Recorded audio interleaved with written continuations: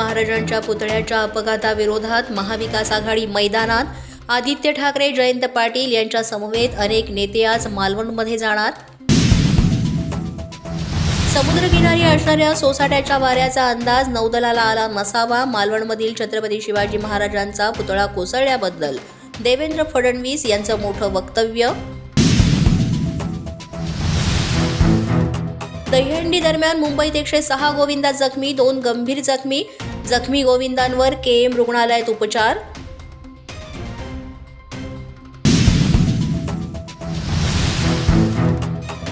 नितीन गडकरींनी विधानसभा निवडणुकीच्या प्रचार आणि नियोजनात सक्रिय राहावं, राष्ट्रीय स्वयंसेवक संघाचा आग्रह।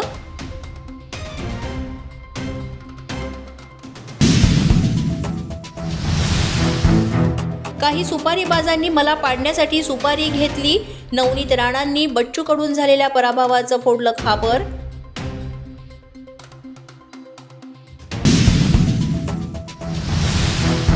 कोपरगावचे भाजपचे नेते विवेक कोल्हे यांचा शरद पवारांच्या गाडीमधून प्रवास, पवार भाजपला आणखी एक धक्का देण्याच्या तयारीत असल्याची चर्चा।